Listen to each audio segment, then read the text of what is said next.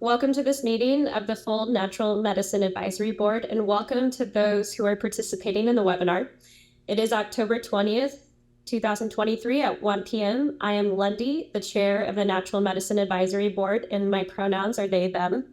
I am declaring that we do have a quorum present for our meeting today. The purpose of this meeting is to act on important business related to the Colorado Natural Medicine Health Act. The board will make its decisions on agenda items today based upon written materials provided for its consideration in advance of this meeting. The public is welcome to listen in and observe the workings of the board. This is not a stakeholder engagement forum, and the public should not address the board unless requested by the board. Attendees will be muted to ensure the board is able to efficiently conduct its business as is set forth on the agenda. If the board moves into executive session, the public will be notified and the board will convene privately.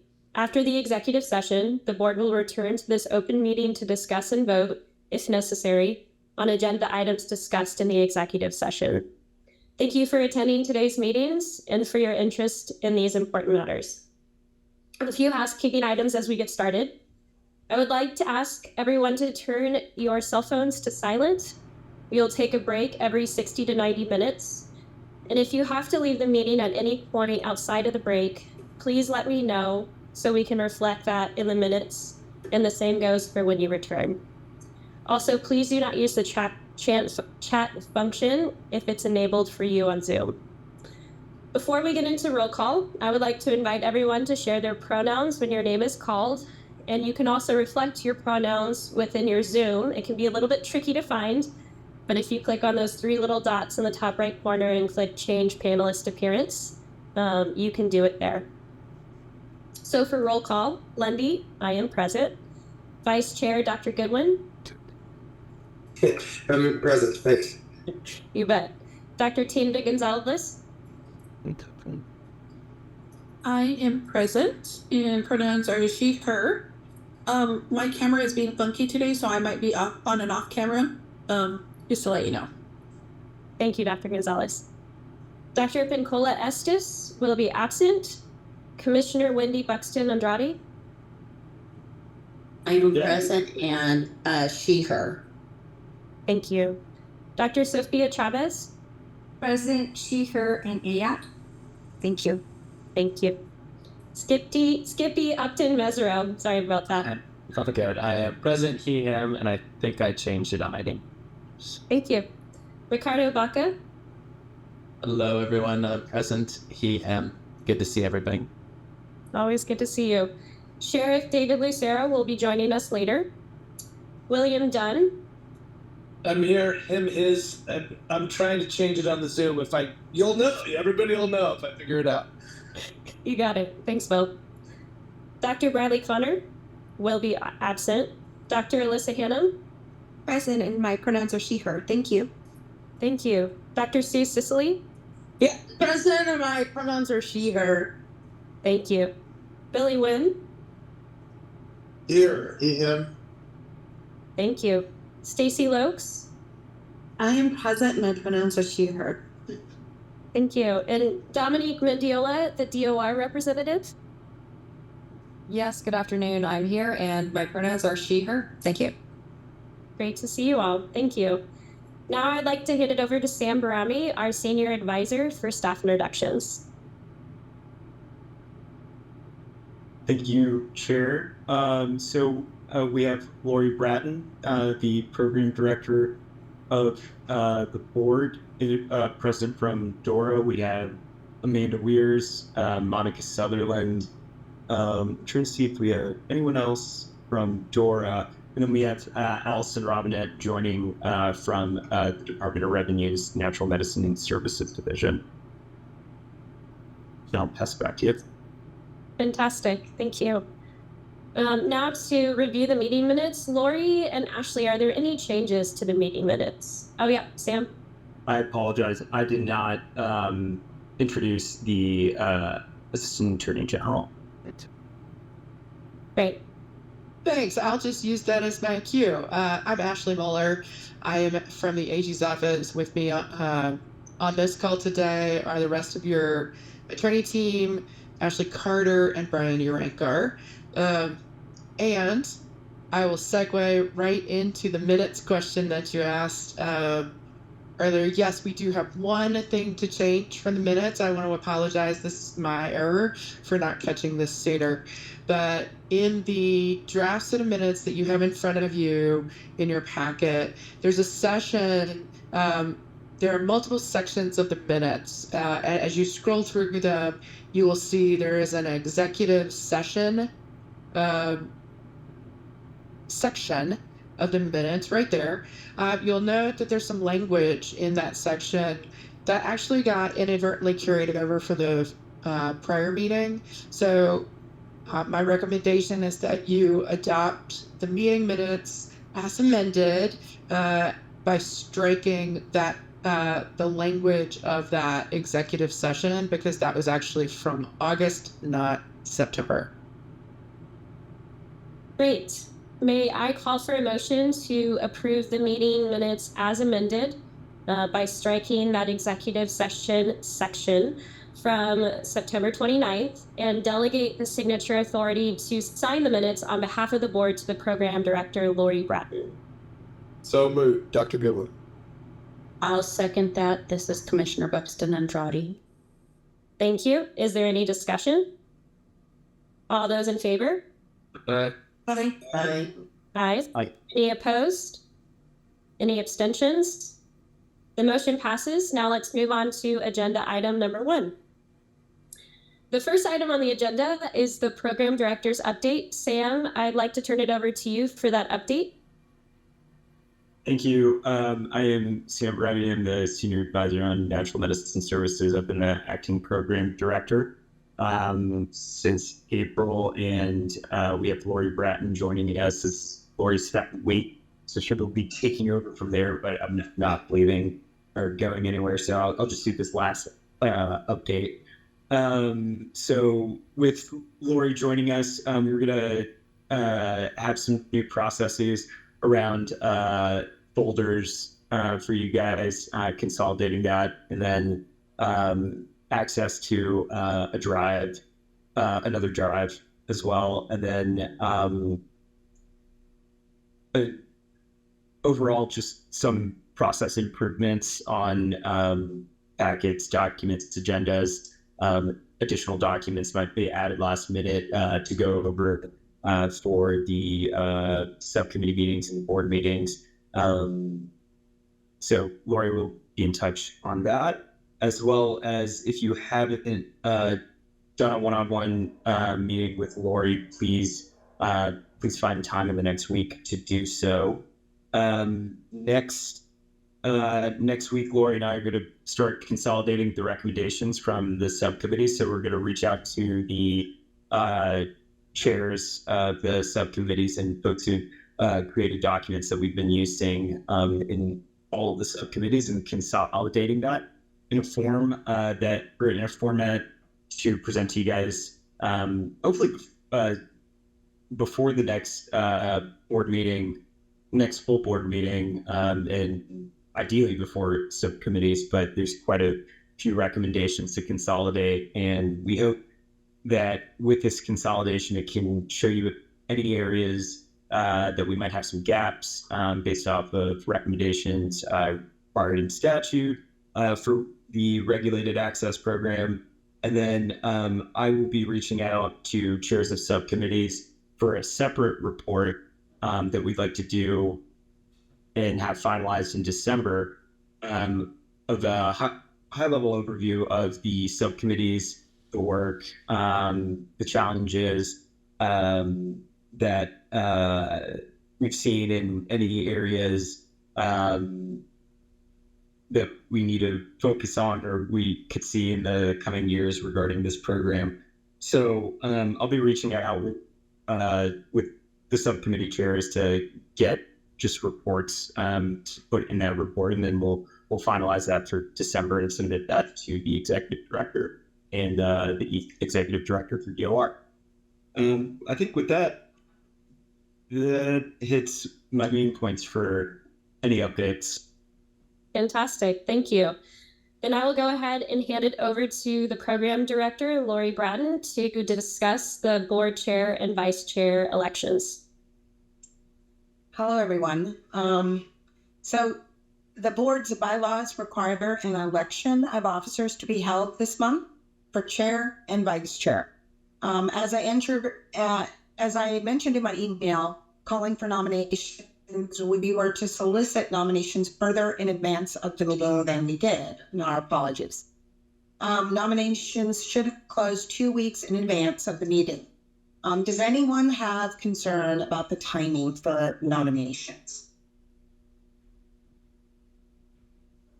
No concerns. Were there anybody that put in for them?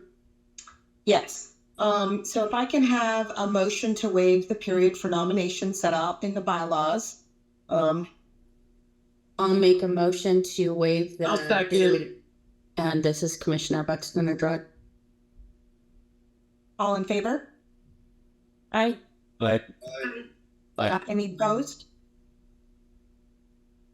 Okay, the motion carries. So I'll call for nominations for officer positions. Now, like prior to the meeting, we received nominations for Lundy for chair and for Dr. Connor as vice chair. So are there any other nominations for chair?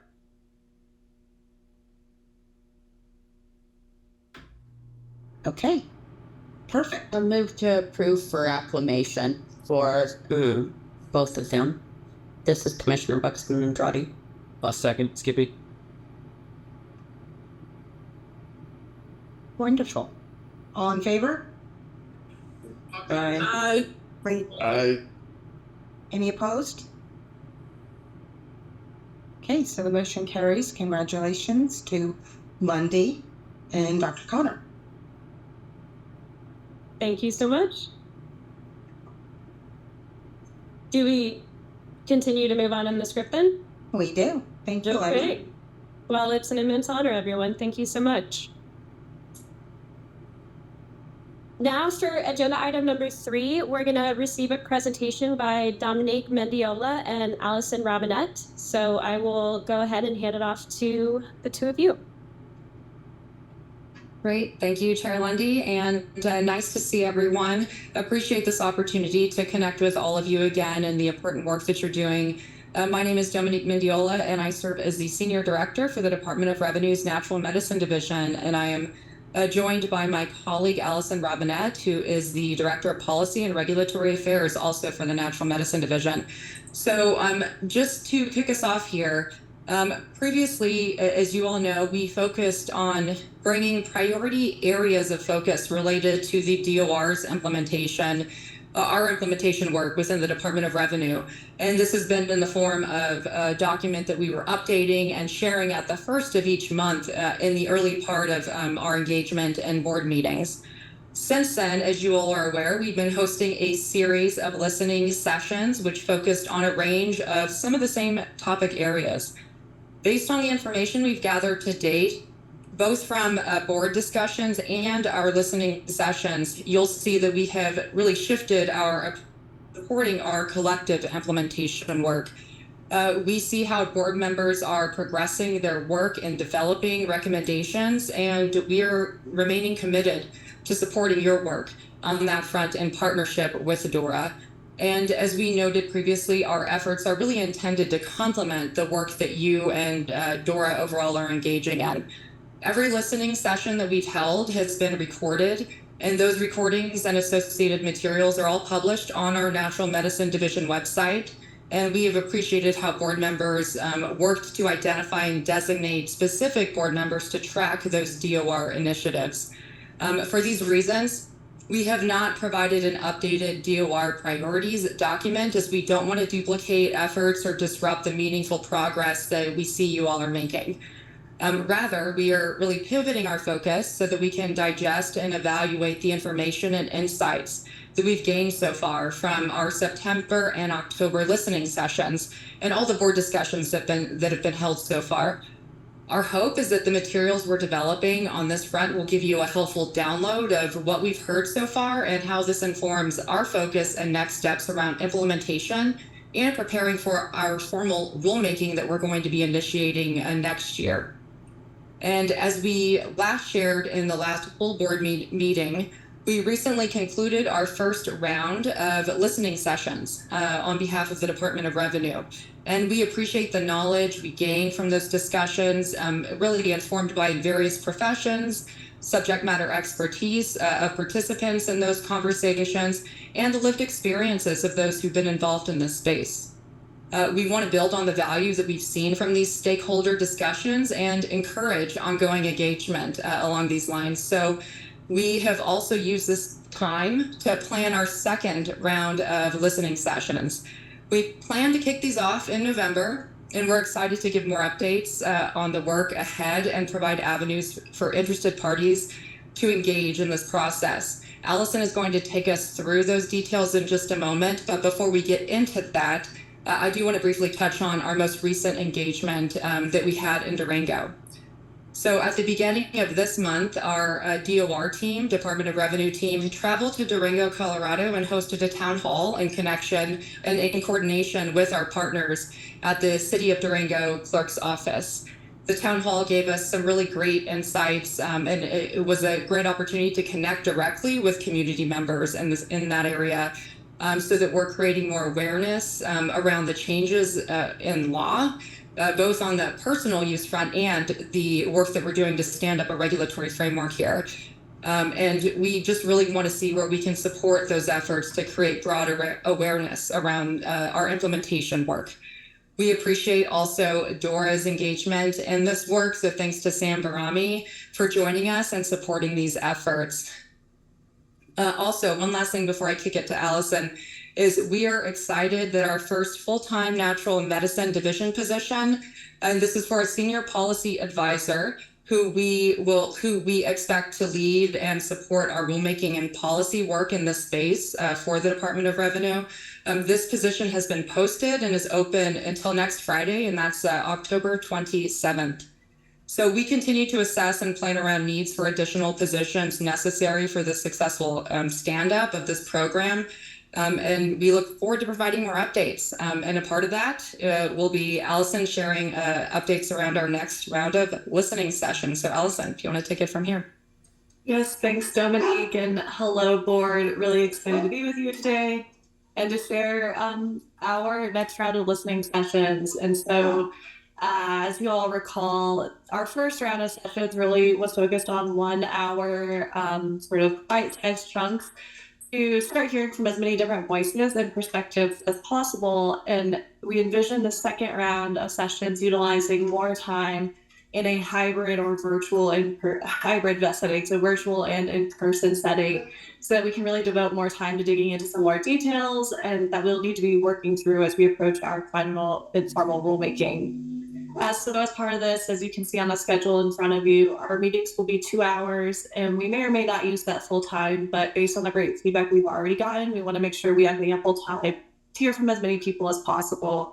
We're also going to offer, for most of these sessions, an in-person attendance option at our Department of Revenue offices. We'll, of course, maintain the ability for anyone to join us online. We'll also maintain recordings and putting our materials out ahead of time of all these meetings. So really just trying to, meet people where they feel most comfortable engaging.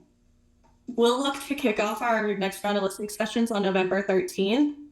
This session, we intend to focus on first responder training. In the first session on this topic, we learned about some other areas that we hadn't initially thought about needing to focus on. So that includes education and training for responders such as veterinarians and dispatchers, as well as other intervention opportunities and how we're providing training materials to the broad scope of people who may be interacting with the natural medicine space. We also learned about how training materials should touch on certain unique elements of the experience with certain natural medicines. And so on November 13th, we'll be looking to delve more into those conversations and ideally hearing from other organizations that are offering training that could help inform our work. We'll hold the next meeting on November 29th from 1 to 3 to discuss data collection and public education campaigns. At this meeting, we're really going to look to all of the information we've already gathered and the stakeholders who provided us some really helpful insight into the data that is already being collected and is available, where there may be gaps in that data, and just general approaches to data collection best practices. We'll also want to spend some time in the session providing space to share all of this information and then discuss what our next steps are in data collection, as well as begin discussing how we're going to report and share this data broadly. In the same session, we want to continue our discussion about public education campaigns. Our goal is to have some draft education materials actually prepared ahead of the meeting so we can present those to stakeholders and collect feedback on the information and the audience, the format, all of those details. We'll hold a session on December 11th from 2 to 4, where we'll continue talking about cultivation and manufacturing practices. In reflecting on our first session on this topic, as well as on the testing program, we decided that we really need to spend more time digging into what practices are going to be permitted or prohibited in cultivation and manufacturing, as well as other considerations before we really continue down the testing program discussion. There's a natural order of two things here, where once we understand the scope of what cultivation could look like, then we can zero in more on what the appropriate testing requirements may be. And we also anticipate spending some time on December 11th talking about things such as inventory, tracking, and packaging and labeling. So as you can see, we're really looking at how we can take all the information we've already gathered and drill down in specific areas to make progress. And then we'll finish up this session on this round of sessions on December 21st. This will be our only virtual only meeting from 9 to 11, recognizing we'll be into the holiday season and it'll be winter time. So just recognizing that virtual is maybe the best mode for most people to join at that point. And in this discussion on the 21st, we're going to look at business structures and licensing considerations. So this is a topic new that we haven't really delved into quite yet, but based on feedback we've been hearing from stakeholders, as well as your discussions here in your subcommittees, we think there could be some real value in dedicating time to really zeroing in on how can hearing from everyone about the different types of businesses, how they want to set their businesses up, could really inform our regulatory framework. And so that could mean thinking about how we can be proactive in considering these various approaches to operations, so we're not stifling opportunities or otherwise creating barriers. So I'm really excited. We're going to be announcing this schedule broadly to our stakeholders this afternoon as well, but you all got a little heads up before everyone else did. And again, as I mentioned at the previous full board meeting in September, we are at DOR at the Department of Revenue. We are happy to shift and adjust and provide any support that's going to be best for the board and the members as you continue working on your recommendations, as well as we move forward with our work. And so if there are ways that we can adjust how we're approaching this to better support you, please let us know. We're happy to provide materials in different ways. We're happy to bring experienced folks with lots of expertise to help inform your discussions in whatever way is going to be most helpful. Thank you all. Thank you so much. And also just want to reiterate a thanks that we're going to parts of Colorado outside the metro area. And thank you all for the time you took to do that. Really appreciate us getting as many thoughtful perspectives as possible. Before we delegate members of the board to attend these listening sessions, does anyone have any questions for Dominique or Allison?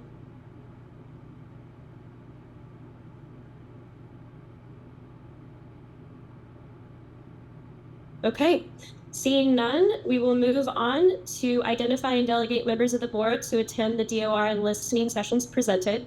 We will only delegate one person to attend a specific listening session. And if you're interested in attending and you aren't delegated, please reach out to Lori or Sam. And with that, let's go over the 4 upcoming meetings. So the first meeting is the first responder training on November 13th from 3 to 5 p.m. Who would like to attend this meeting on behalf of the board? That was quick, Will. I think it's me. What was the date again? November 13th, 3 to 5 p.m. I think I can make that work. Fantastic. Oh yeah, no, I can make it work. Yeah, I attended the last one. I think there might be something set for the consistency. Great. Thank you. And I appreciate the exclamation points at the end of your name. I want everybody to know that I figured it out, that I'm not a Luddite, so. Great. Thank you so much. Any other board members want to discuss the first meeting? Okay. Then while you are designated for the first meeting, we'll move on to the second meeting. That's data collection and public education campaign meeting on November 29th from 1 to 3 p.m. Dr. Brad Connor, the new vice chair who is not with us today, has expressed interest in attending this meeting as this meeting directly relates to his subcommittee. So is everybody fine with this if we delegate Dr. Connor to attend the data collection and public education campaign meeting? That seems like a great fit. This is Ricardo, and I did go to the last one of these, but I'm unavailable to go to this one. I'm thrilled that Brad is available. Okay, thanks so much. I appreciate that perspective. Any other thoughts?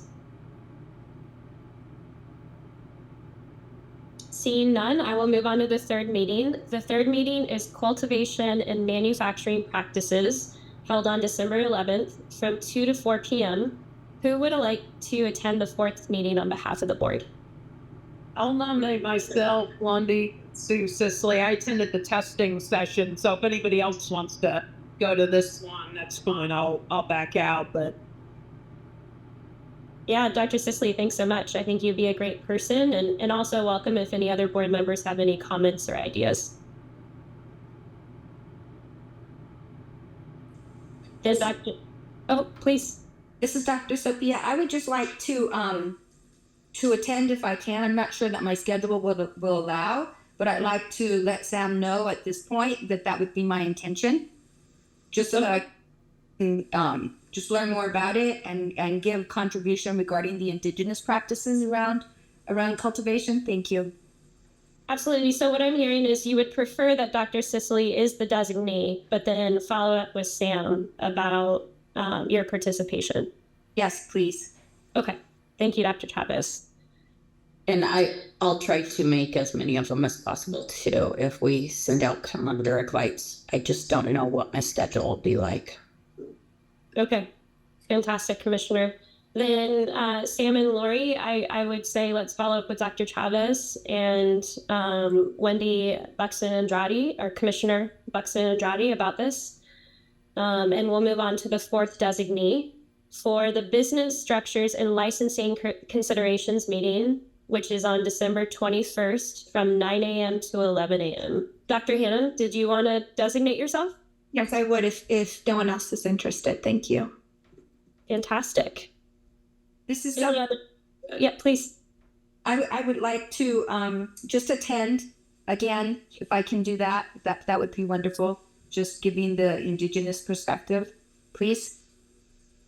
Yeah, I think I want to ask briefly, just making sure that we are aligning with not holding a public meeting. Yeah, Sam, I see your hand raised. You're going to address that question.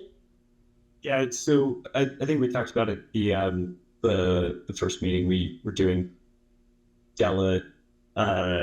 Being delegates was the challenge with it becoming an open meeting with multiple board members attending, as well as Dominique is conducting those meetings with the DOR team. So we came, of course, they're recorded, and they're found on the Natural Medicine Services Division website. But I think let me get back to you after this meeting. Let's figure out delegation, and if there's a way you could listen in, or if someone wants to, switch positions. I think it's challenging, but I think an indigenous voice would be very helpful in these contexts. But let's figure out the delegation, and then we can. I'll follow up on how we approach listening while it's live. So thank you, Sabah. Yeah, I'm going to pass it to Ms. Muller before Dr. Hannah. Thanks, Lundy. I just want to make a suggestion that perhaps if the aspirational goal is to have engagement and participation from Indigenous perspective, then perhaps Dr. Chavez should be the delegatee to attend the meeting. We can talk about screening people off, but keep in mind the point is that we have one board member who's attending, who's kind of giving the natural medicine advisory board perspective. And so if we need to kind of think through those concepts, then let's make sure that we're doing that today in this meeting and delegating your board perspective to come through a single voice. Okay. Sophia, so I have if I just listen to the sessions and then attend the cultivation meeting with that subcommittee, and based on what I've heard at the listening session, just give my thoughts or share my thoughts at that point, that's doable, right? I mean, that's something that we can do, that I can just share my thoughts with Dr. Cicely about what I heard, and then I don't have to attend, I can just listen. You could certainly listen in. It's my understanding that Revenue is posting those so that all of you could listen in when it is convenient for you to do so.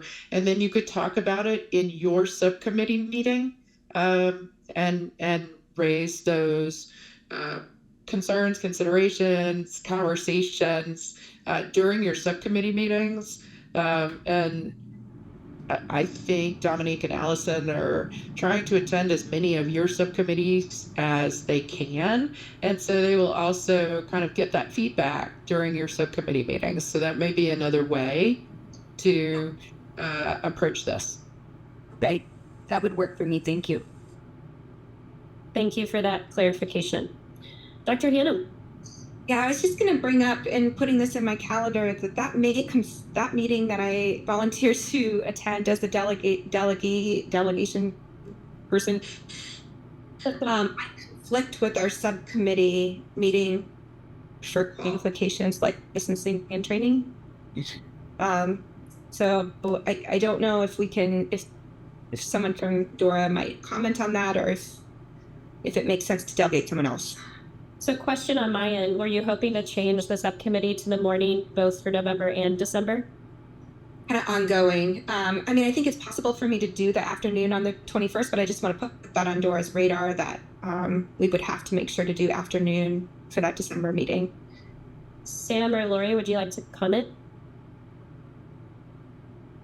I think we can do 1 to 5 for qualifications, licensing, and training on that day. Okay. So not with the DR meeting. Okay. Okay. Would you like to remain the designee at this point, Dr. Hannum? Yeah, that works for me. Thank you. Okay, great. Yes, Commissioner, please. Just have a point of clarification. So if you just want to listen to the meetings, that's considered a conflict. You don't want to speak or anything. You just want to listen to the meetings. We can't do that. We'll just listen to it later or ask for reports. I'm completely fine with we're not listening if that's going to be a conflict. Yeah, so my understanding, and feel free to fill in, Ms. Mueller, but that we can listen to the recordings, but that we have one designee participating. My question, I guess, and yours is, Ms. Mueller, can other board members listen live and just not participate, or can they not attend live at all? That's a great question. The answer is, if you're not engaging and not participating, it's probably okay. I would tell you that technically putting 2 of you in the room, talking about the issues that are relevant to this board could be an open meetings concern. I think having someone listen in could create an appearance, but as long as you're being silent and you don't engage, then we know that the recordings are going to exist with Revenue, and so I feel okay with you doing that, because it would be pretty clear that you're not engaging together, right? So in other words, you can dial in, but just don't go in person, correct? You could dial in, you could sit in the back of the room, don't say anything. Yeah. Yeah. So it sounds like the safest practice may be to listen to the recording, but if you chose to attend live, to make sure you don't speak or participate if you are not the designee. Correct. And I'll just piggyback on and say, if you're not the designee or the delegatee, then you don't have the authority to speak on behalf of the board at that meeting. Right? That's the other big winger. Thank you so much. Yes, please, Allison. Thank you, Chair. And thank you, Dr. Hannum, for pointing that out. I was in the subcommittee meeting yesterday where you all were talking about moving that and failed to connect the dots that at the time we had selected would conflict. I think we can work with Sam and Lori maybe on the fly and solidify before we announce publicly, but I do think we have to move our listening session to the afternoon so that you will move forward with your plan to move your subcommittee meeting to the mornings so that we're not creating any conflicts. So appreciate you raising that, and we'll work with Sam and Lori to make sure that. Thank you, Allison. I mean, for my own attendance, it kind of doesn't matter because it's all day either way. So whatever works best for all of you. Then it sounds like one way or another, we will make sure that Dr. Hannum is the designee for the fourth meeting. And just want to welcome from the board if there's any further discussion about these designees or meetings before I make a consolidated motion. Okay. If there's no further discussion, I will now request one consolidated motion. May I have a motion to delegate William Dunn to attend the first responder training on November 13th from 3 to 5 p.m., Dr. Brad Connor to attend the data collection and public education campaign meeting on November 29th from 1 to 3 p.m., Dr. Sue Sicily to attend the cultivation and manufacturing practices meeting on December 11th, 2 to 4 p.m., and Dr. Hannum to attend the business structures and licensing considerations meeting on December 21st from 9 to 11 a.m. or some amended time as discussed by the DOR. And we're at. Okay. All right. Can I grab motion? Skippy. Oh, to take it. I'll do what one he didn't do. Does that work? Does that work, Ms. Mueller? We've got a motion by Upton Mesereau and a second by Goodwin. Sounds great. Is there any discussion? All those in favor, say aye. Aye. Aye. Any opposed? Any abstentions? The motion passes, and we will move on to agenda item number 5. Let's go ahead and get the subcommittee updates and some draft recommendations. First, we will hear from subcommittee chairs or members if the chairs are not present on general updates, discussion items, and priority subjects that they would like to bring up to the full board's attention. Let's start with emergency response, safety, and ethics. I will pass it to Will Dunn on how the discussion went this past month. Will, we would also like to hear about updates on the ethical code from Dr. Connor and hear about public education campaigns and any other additional items. Thank you, Chair. I appreciate it. I apologize. My wife is sick, and so I'm with my son in the car right now. We actually had a good meeting. The Dr. Connor has done incredible work with the ethics document. We probably spent about an hour going over that, and that's, I think, if it's not quite ready for the full board, I think it will be. We had a presentation from a number, and I don't have my notes in front of me, from some interested constituents on what's happening with home care and with just trying to look at the potential regulation with that. Also, we had some representatives from CDPHE give a presentation and answer some questions. And I will defer to Mr. Barami for any other details I may have left out. And again, I apologize that I'm somewhat... All good. Well, I'm glad that you can take care of your family. Yeah, Sam Barami, please give us some guidance. Yeah, absolutely. So I think Dr. Connor's ethical code is going through some additional edits after that meeting. I think what stood out, one addition I have regarding edits to the ethical code is group sessions. I think the discussion was up to 100, but they decided capping group sessions to 64 for Medicaid reimbursement or potential Medicaid reimbursement. I think that's correct. If Dr. Gonzalez wants to correct me on that, but I have that reflected in the notes. Dr. Connor is going to update that document and then redistribute it once he's done that. Ricardo Baca gave a high level overview around audiences, advertisements, past public education campaigns. So, Ricardo, I don't know if you want to hop in, but I think what we heard from some of the non-voting participants who also were a part of DOR's listening session on public education campaigns, about language we use, right, or is used for public education has supplied the majority of the audiences. Public meetings help to educate communities, specifically in rural and frontier areas. I think key takeaways is, as I think everyone is aware, we're working on the regulated access model and not what is in SB 23290 regarding personal use exemptions, but it would be extremely beneficial to people of the state to also have education provided regarding personal use, and as well as the regulated access model and community and the differences there. A recommendation from one of the non-voting participants was working with stakeholders on, I think, what was described as an ambassador program of some type in the community healing space to really educate people in the community on the regulated access model and also the personal use side.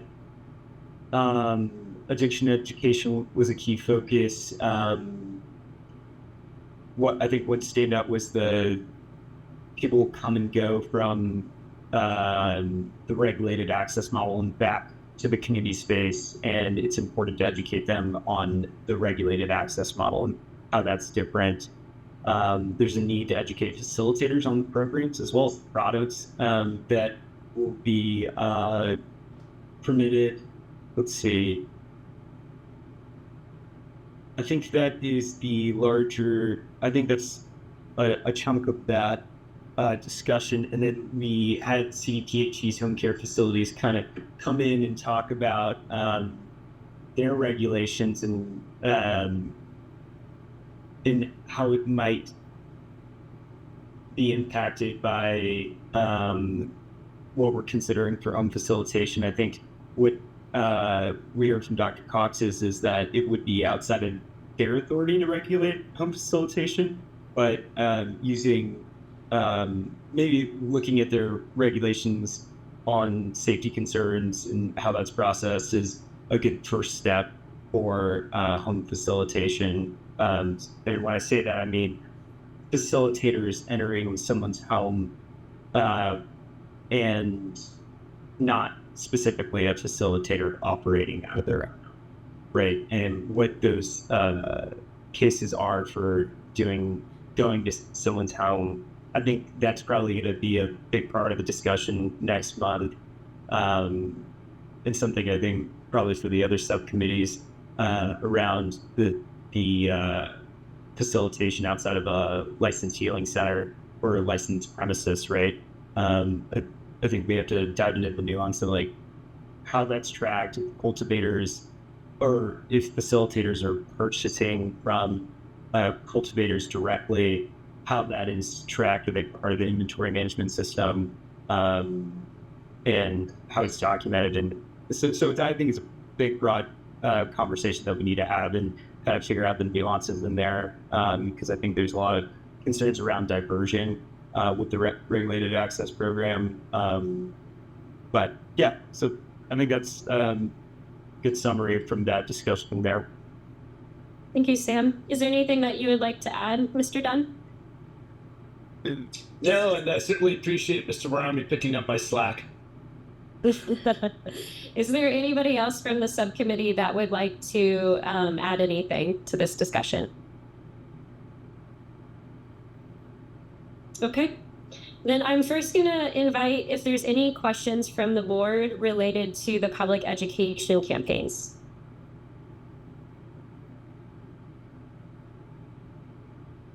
Okay. Does the board have any comments, considerations, or questions related to the ethical code? Noting that Dr. Connor is not currently present for the meeting. Yeah, Skippy. It's okay. I'm trying to think everything on my screen, and I'm like, where did this mute button go? So this is a question. I missed a few meetings this week. That's on me. I was at a conference, and so I did get to go through this again with sort of a fine-tooth comb, and I have a number of thoughts, and I don't know if this is the right time or place. A, because Dr. Connor's not here. B, it's not a subcommittee meeting. And I recognize because of my untimeliness of missing, it's like another month to the subcommittees. So I just kind of wonder what your thought is on the best way to share this feedback, whether it's here, written to staff, or otherwise. Sam, would you like to weigh in on that? Sorry, I apologize. Could you repeat that last part? Yeah, I have a number of notes, having been able to go through the code of ethics with kind of a fine-tooth comb again. I wasn't at the subcommittee meeting this week, which is my fault. And so I just don't know what the best forum is to share these feedback or have discussion. If it's here, if it's like written notes to you, I just am mindful that because I just missed it, it's like another month to subcommittee. And so I also just don't want to put us in a timing jam. I defer to the chair on how you want to approach this, but if you want to send it to Dr. Connor, please send it to Lori and I. And then, but I think since we have an item on the agenda specifically on the code of ethics, I think it's might be valuable for the board to hear. Yeah, I think, Skippy, if there's anything you'd like to share in this moment for the full board, that's welcome. But if it's follow-up, then emailing Lori and Sam, I think would be best. Okay. If you think it's best to email them, I'm happy to put it in writing, and that's good because I am a little self-conscious of taking up a bunch of time with like 10 little details. Some of them are more meaningful than others, and that. So if you think that's the right thing to do, I'm good with that. Okay. Yeah, let's do that. And then let's make sure and that it's all covered for you in the next subcommittee meeting or the next full board meeting, if anything's agreed. Love it. Thank you. Okay. Any other questions that anyone wants to discuss within the full board context today? Or comments?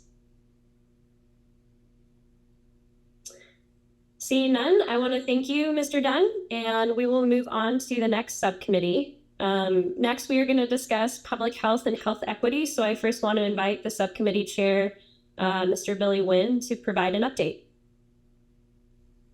Thank you, Chair Wendy. Hi, everybody. Good to be with you. At the last meeting, we reviewed and discussed and voted on some of the draft recommendations that have been percolating with us for a while. We plan to do some more of that at the next meeting. So I'll just quickly go through. In the most recent edition of the packet, you have a copy of the recommendations and the outcome of our consideration of them. So I'm not going to read them all or go into extraordinary detail, but I thought I would just review some of the highlights. The first one, we, after some discussion and wordsmithing in the first couple of meetings that we had, we settled on a definition of health equity that was derived in part from the one used by HICPUP and other agencies and some work they're doing. So we believe that the the impact and the direction of this statement and is consistent with the impact and the direction of the statements that those other state agencies, state departments are using. I'm going to move on. So the items that were tabled, I'll just flag briefly. Some of them, we believe that with some revision and some additional discussion, we'll be able to, at least vote up or down on them, perhaps by the next meeting. Some of them were tabled with, like, for example, one of them relates to the disposition of potential new revenue that might be collected in the program outside of the licensure fees.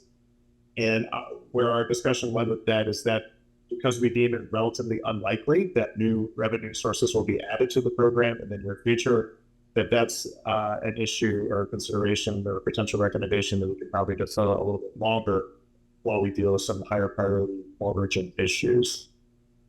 So that's that in a nutshell for the tabled items. I do want to speak to number 3 briefly, and I'll briefly address the other items that we did preliminarily approve. This number 3 item is really a recommendation for the state to prepare for implementation of provision of the Natural Medicine Health Act that requires the Medicaid program to reimburse mental health and behavioral health and other services that would otherwise already be covered under the state Medicaid program if they are delivered in conjunction with natural medicine services. So this is a little bit confusing, so I want to be a little bit clearer, and of course the AG and others are welcome to correct my characterization of this provision. But the point is not that the state, through Medicaid or otherwise, is required to pay for or cover natural medicine products, natural medicine facilitation services in general. What the law requires is that if there are, again, mental health or other related services that are already currently reimbursed under the Medicaid program, have codes, have billing processes are happening right now in the community, getting paid for in the Medicaid program for Medicaid enrollees, then if those same services are delivered in conjunction with the natural medicine services, then the state needs to cover them. And that is under the law. So the recommendation was simply for the state to move forward with recognition and implementation of that, because we think that's an important policy for Medicaid beneficiaries and one that there may well be some confusion about when the program goes live. So maybe I'll just go through the other ones, and then I don't have time set aside for discussion and questions. The next one that we did preliminarily approve is, and this one is for some of the recommendations, as you can see, we felt that they were appropriate, that the next step would be for the full board to consider. For others, because the crux of the substance addressed in the recommendation really falls under the jurisdiction, shall we say, of another subcommittee, we thought that it was best to refer that recommendation to the other subcommittee rather than to the full board, recognizing that it's really an expression of the consensus of the 5 of us. I think it's 5 who were on the health equity subcommittee, but that it's all of that, and it's just that. And so we wanted to refer it to our partner subcommittee in those cases before there's any contemplation of presenting to the full board for review. So that's the case for this next one, number 6. And part of the origin of this was to the idea that we would with liability insurance companies so that they feed on data, and we had some non-voting subcommittee participants talk about the importance of data and having more accurate pricing of insurance products, and hopefully bringing the cost of those insurance products down and de-risking the ability to write those policies by the insurer. And so the view of our subcommittee was that for that case, and also more broadly, that de-identified, of course, I guess I would say, maintaining the confidentiality of individual participants, de-identified data that the state is aggregating and using for whatever purposes should also be shared with the public. So that is the crux of that. And then the last one is a legislative proposal, and I know that this issue has come up at the Products Research and Data Subcommittee, and my understanding of the status of the discussion is that there's some potential ambiguity in the Natural Medicine Health Act that might suggest that the only way that facilitators can get natural medicine in order to facilitate natural medicine service sessions would be through a healing center. And so we wanted to, if there's consensus that that ambiguity exists, it was the sentiment of this subcommittee to remove that requirement because as far as we could tell otherwise, there would not be a need. There may be a great reason, and many will, for facilitators to affiliate with healing centers, but we felt like there should not be a necessity for a facilitator to affiliate with a healing center in order to deliver natural medicine services. So that is that. I will stop there. Hand it back to you, Chair Wembley. Thank you. Thank you, Billy. Are there any comments or questions anyone has for Mr. Nguyen?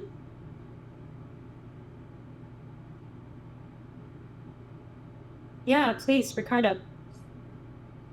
Not a comment or a question so much. Thank you, Mr. Nguyen. More for you, Lundy. I only have 1 hour today, so I will be dropping out of this meeting in the next 5 minutes. Just wanted to give you the heads up. Thank you.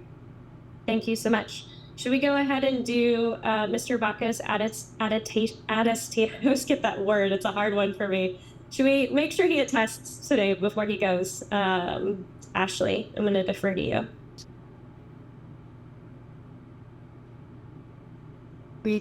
He certainly should. So, do you want to have him attest now? Yeah, why don't we just go ahead and do that, Ricardo, so you can jump off when you need to. Do you attest and affirm that all conflicts of interest have been disclosed? I do attest. Thank you so much. Hope you have a wonderful weekend. Yeah, let's see. Skippy, yes, please. Yeah, this is great. I just wanted to follow up on the legislative suggestion piece. No disagreement with that. I think that's really great, beautifully written, 100% there. And in addition to that, I just want to call out other things I've heard in subcommittee that may be present here, in addition to sort of social equity for service provider, if we could put it that way, is social equity for service recipient. And then the other things I've heard are benefit sharing with Indigenous community, especially if the service provided comes from that lineage or that tradition. And then lastly, as we keep talking around data because we haven't discussed it yet. But I think part of that taxation should be set aside for the data side of the program as well. So just things to consider on that bullet. Thank you so much, Skippy. Yeah, please, Billy, if you have some thoughts you want to add. Just gonna say thank you, and we have been working on one recommendation, just for example, relating to, and I'm not 100% sure if this is what you're pointing to, Skippy, but the potential for those practicing under the Indigenous religious use exemption to receive donations. That's something we're talking about. So, just to thank you very much. Different, but also yes. Okay, good. And by the way, I guess, I don't know, I think it's okay for me to say that because I think you're no longer on the subcommittee, Skippy, you're welcome to send ideas to Lori for us to look at, at our next subcommittee meeting. And of course, as with everyone to join, the subcommittee meeting in November of the bike at any time. Great. Any more questions for Mr. Nguyen? Or comments? Seeing none, I know that we were going to pull up an additional document related to equity. Thank you so much. So I am a participant on the equity subcommittee, and one of the conversations that has come up a lot is potential forecasted costs for facilitators. And I am someone who really appreciates when we can get concrete data or information around some of these conceptual conversations, because when we say the word equity or when we say the word affordability, that can mean a number of different things to a number of us. And so what I wanted to do is simply put together a document that's projections. So these are not actuals. These are from all of the information I've gathered over the last since April that we've been on this board, from non-voting participants and different conversations. What does it mean when we say facilitators are going to have different costs? And so what I did is I created a financial document that has columns related to, before a person is licensed, this is how much it's going to cost for them to even get to the point of applying for a facilitator's license. And then how much money would a facilitator need to have day one? And then what would the potential monthly overhead be for a facilitator? So finally, we can have some insight on the total cost for the first year of being a facilitator. Now, I named this document minimum facilitator costs intentionally because there's a number of additional costs to consider, right? Depending on a person's rental situation, if they have physical space, or how much they're traveling related to their work. So this isn't trying to give you the full budget of what it means to be a facilitator, but really translate what are the minimal costs that we know are going to exist. I also want to acknowledge that there's a range of costs for most of these line items. So what I try to do is focus on the minimum side and give some range for when it's a widespread. So first, for education programs, $5,000 would be very low to some. I've heard reports of programs being around $12,000. That also doesn't consider potential travel associated with education programs that require in-person practicum or intensive work. Supervision may be something that somebody has to pay additionally for. And so I put in a cost for that consideration related to consultation or supervision. And then what would a facilitator license fee look like with the cash program that we are talking about within DORA? Now, for insurance premium, I'll acknowledge that $15,000 annually is a bit high for an individual. I have gotten projections from everything around $7,500 to $10,000, but I also know that depending if someone's applying as a person or as a business, that can vary the costs. So in some ways, I'm using this number as a consideration for ways that costs may be higher in other areas, or if someone is actually given a premium of that rate. So that one probably has the most variation, but what I've heard is that it's a minimum of somewhere around $7,500 and a maximum of somewhere around $15,000. Supplies, in consideration of the different dynamics of what it means to keep products safe, as well as that the facilitator would need. That was the lowest minimum cost I considered. And then continuing education, that's been a consistent part of dialogue that will be required for facilitators. Now, additional costs that I added was a licensed premises license, if someone chooses to have space where they conduct business. And then a minimal rental or lease. And I intentionally put in parentheses shared space, because oftentimes I know in the mental health therapy world, therapists usually share space because the premium to have your own space is just simply too high. So this is low if you were thinking that someone was the only person within a commercial space that would be appropriate for a premises license. And then utilities, of course, everything from facility utilities as well as cell phone or internet. So what you can see is that before a person's even licensed, they need at least $10,500. If you increase that education program, that can increase to $15,000 to $20,000, right? So we'll go with $10,500 for the minimum. The day that a person's licensed, they need to have an additional $19,500 to cover their insurance premium and all the other costs associated with setting up their business. And then the idea is that there would be about a $2,000 1,850 monthly overhead from a minimal standpoint, totaling to the cost of the first year of business as a facilitator being somewhere around $52,000. So I share this more as just a point of concrete reference so that when we are having conversations related to equity or access, we can all feel a bit more informed of what we're talking about when and how that can impact facilitators from different standpoints. So I want to welcome any questions anyone has at this point for context. Yes, Dr. Hannum. This is just a really incredibly helpful document, Lindy. I really appreciate it. So do supplies actually include the natural medicine itself?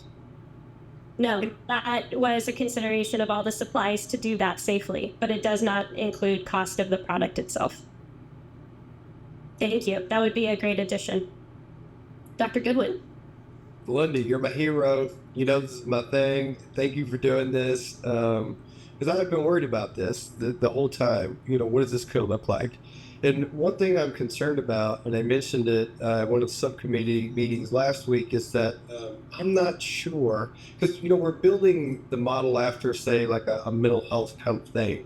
You know, you need so many supervision hours, all this kind of stuff for training. And I'm not sure that the industry can handle this. You know what I mean?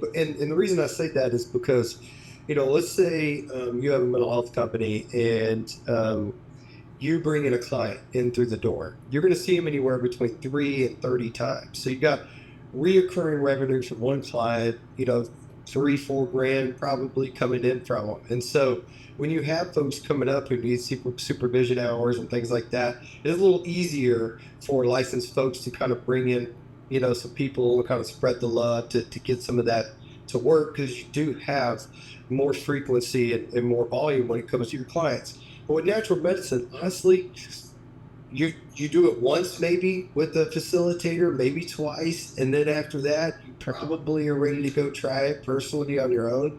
And so I still think that people who are going to start these businesses are going to have the same, you know, return clients.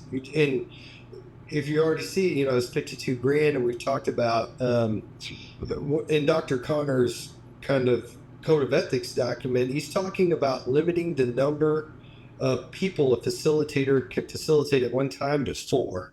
So 4 per facilitator, a total of 64 people in a big group, if you had enough facilitators to do that 1-to-4 ratio. And so, you know, if you're spending 10-12 hours on 4 people and you're only seeing them once, I just don't know how someone could run a business and continue and support people who need supervision hours and all these things before they're licensed.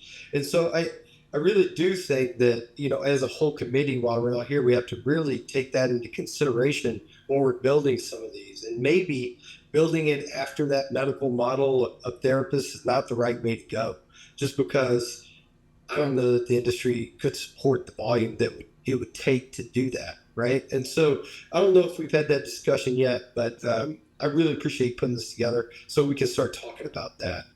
Thanks. Yeah, you bet. I really appreciate those comments. Thanks so much, Dr. Goodwin. Dr. Chavez. Yeah, I wanted to add on what Dr. Goodwin just mentioned, because when I was looking at this, I was thinking in an indigenous, using an indigenous frame, and I was thinking, okay, a kalpuli, you know, because you talked about rent, and you said many practitioners or providers don't have their own space, they share a space. And oftentimes with sacred mushroom or ayahuasca or some of the other sacred plants, they're done in group settings, and a kalpuli is called your group. So it's like your office staff, so to speak, your group of providers. And so when I was looking at this, I was thinking this is doable with a small kalpuli, which again, that's a small group of providers, of facilitators sharing these expenses. And then I was thinking about what Dr. Goodwin said just earlier, because, you know, he said, you know, if we're following the regular model and someone just comes in once or twice, and then now they're going to start doing it on a personal basis, part of the indigenous training would be that individuals would walk this journey together. Like when I've never used the sacred mushroom in the United States, but my work has been done in Mexico. So quarterly or twice a year, the same groups get together and they can expand on whatever learning experiences and healing experiences that they had previously, either as a group, as a family unit, or as individuals. But I do agree that, our model is going to look different. But I really appreciate this because I have a difficult time, as most of you know by now, seeing very linear, structured things, but I need that in order to be able to move forward in this world, right? To move forward. So I love this, and I really appreciate seeing this. This is really helpful to me, and I think it's going to be helpful for others in Polis to be able to look at this and say, hey, this is doable for us. And then how would we be able to move forward and be successful, helping people walk their journey? Because we know it's not about marketing, and for some people it is about marketing and making the money, but for a lot it's, some people with very serious PTSD or years of trauma who are going to be walking this journey very slowly and planning it out for them as well.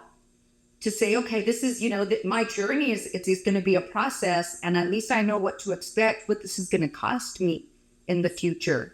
Because some people may choose to continue to work with a facilitator with a license because of the safety and security that they offer in their practice. And some may choose, the indigenous practitioner with more of a, a less structured container. But I just love this. And I appreciate the comments made earlier because, if we follow the medical model, it's going to be difficult to be successful.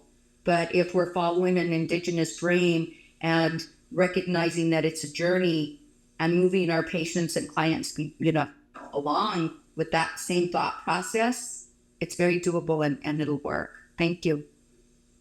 Thank you so much, Dr. Chavez. Yeah, I wanna expand briefly just on a couple points that have been made for those who may not work in the healing spaces professionally. Fee-for-service is a really important consideration when we're thinking about facilitators' sustainability. By that I mean, facilitators don't get paid unless a client comes to a session or a participant comes to a session, right? And the idea is when they receive their facilitator license, they are starting from the beginning of building that client load, much more to your point, Dr. Goodwin, of sustaining a client load. And what does that mean within this unique space? And the unknowns associated. I think another important consideration, I brought this up in different contexts, but my world is the licensed mental health therapist world, and the median income in Colorado is $54,000. So what you can see is basically the first year to be in this business costs a year of your salary. And so, even before you start, you need around 10 to 15 grand before you're licensed, much more on day one, an additional 20 grand. So that's a total of about $30,000 someone needs by day one of licensure. And I just want to acknowledge that lending practices and debt practices are very nuanced, and there's a lot of inequity when it comes to people seeking out additional support to be able to make these costs possible for them. So we need to just consider what it means for someone to personally absorb these costs or what it means for them to try and get external help to do so. I can personally share that it's been extremely difficult for me to get even $50,000 of support at times, and I've been an entrepreneur for a decade. So as someone who does this work, I think that's a really important consideration for us. Additionally, when we're talking about license fees to be affordable, I pay less than $100 every 2 years for my licensed professional counselor license with DORA. I think the medical license is somewhere around $400. So we just need to be aware, and we already are, that $2,000 is a really high license cost when it comes to a DORA license of any kind. Now, we all are aware with the cash program, but there's no revenue, so we have to build that somehow.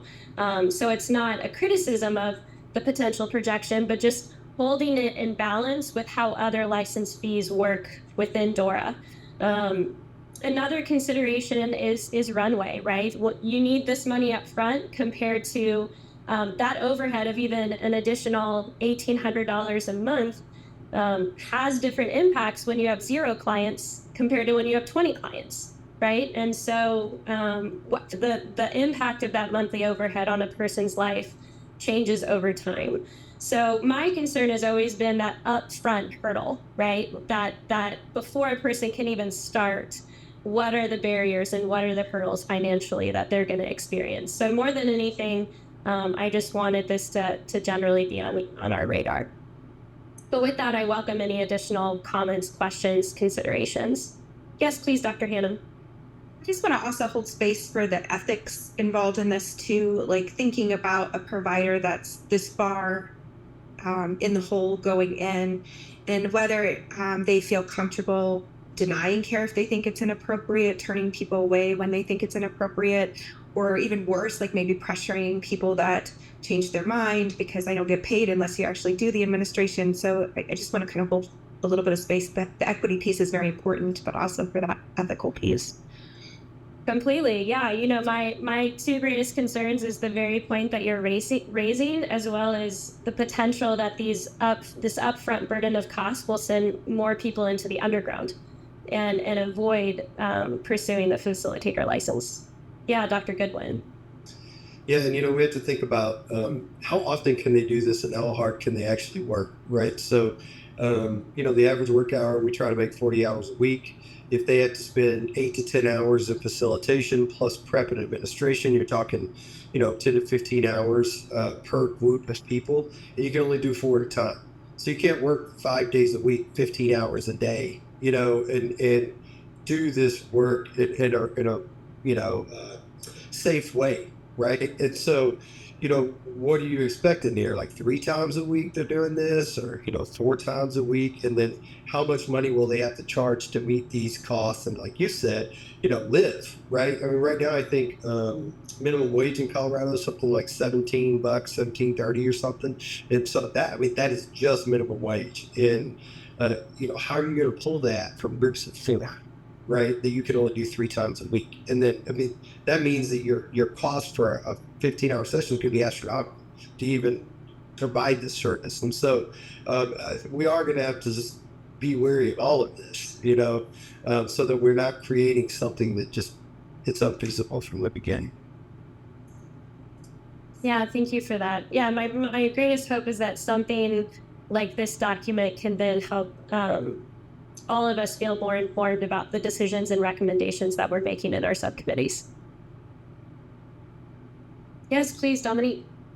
Thank you, Chair. Just, certainly not any prepared comments here, but just want to express appreciation for what you're sharing here, and also see how that, and only speaking on behalf of the Department of Revenue, is just how this could be very helpful to informing our rulemaking that we're preparing for, which will include a specific focus on fee setting. And so it's helpful to see where you all are at with projections that you have initially established, and then where we can have a role in identifying areas or other gaps where we can inform the conversation further and make sure that we're managing expectations, but also beyond that, being open to conversations around areas that we need to be and where there is flexibility. But as you recognize, this is a cash-funded program that is expected to be sustainable on application and license fees. So with that, I just wanted to flag some considerations I know we've touched on before, that thinking through where, as we prepare for our formal rulemaking, that will have to include a focus on fee setting, is how something like this could be very helpful to that process. And also where we're looking at and being transparent around what we're anticipating around operating costs for our agency, for the new natural medicine division, and that's a reason, and also are pointing to reasons for why we are approaching this, very incrementally, starting small and not putting a bunch of resources in on the front end, so that we can continue this work with you all, engage like what participation we can expect, so that we're putting the right volume of resources into the work that we're expected to do to carry out our regulatory obligations. And some of the fees that we anticipate will need to be established will be based on the resources that we've put into this work, in addition to how we're looking to project that volume of participation in this regulatory program, in addition to what is driven by any sort of regulatory recommendations that come out of the board and other stakeholders, and how complex those are, including considerations of Is there an allowance for publicly traded corporation participation? Does that increase complexities that we need to be prepared for? Where are there distinctions and similar types of activities based on your recommendations? And that's also going to inform potential complexities that we need to be prepared for when it comes to meeting our regulatory obligations. So just wanted to flag those things and also just express appreciation for what you're pulling together here. Thank you so much for that context and guidance. Really appreciate it. Any final thoughts? Okay, seeing none, I think we'll move to our next document or our next, agenda item. Are there any other, here, I'll open it back up to just equity in general. Is there anything else anybody wanted to cover regarding the equity conversation? Okay, seeing none, then I'm actually going to ask that we take a break. Let's take a 10-minute break and we will return at 1:30. Please ensure that all cameras are off during this time and everyone is muted during the break, and the meeting will resume at 2:30.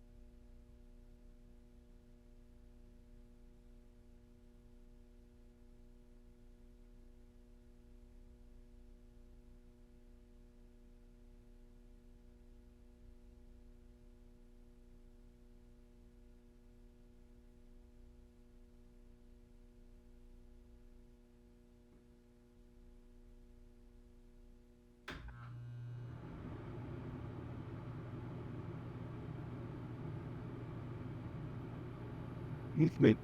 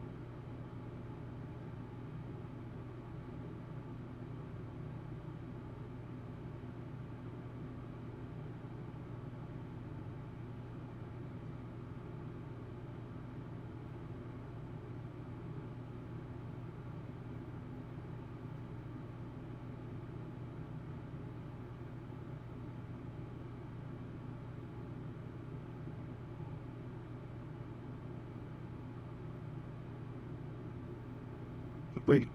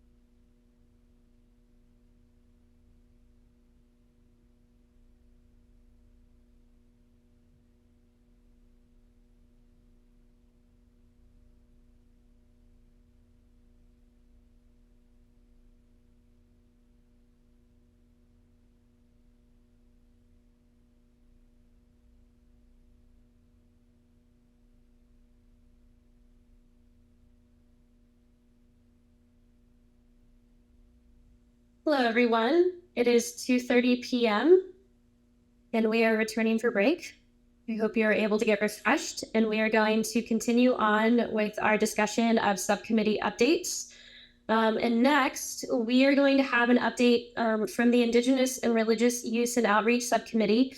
The subcommittee chair, Dr. Clarissa Pincola Estes, was not able to join the board meeting today, so Dr. Sofia Chavez is going to provide an update in place to Dr. Estes. Please, Dr. Chavez. Thank you, Chair Lundy. I just want to share that as a committee, we continue to have different experts and individuals, Indigenous persons and others, come and share their expertise with us on spirituality, on education, as well as lifestyle. And I'm just going to give you a few examples because we tend to teach or share in stories. So I will share what that looks like for most of our community. When I do offer my culturally based care during the week, there are always spiritual or religious components to my services. And the way we start a service is I will ask individuals to close their eyes and to focus on what is sacred and holy to them. And when I do that, some individuals will share, well, this is about my religion. And other individuals will share, I'm not religious, this is about my spirituality.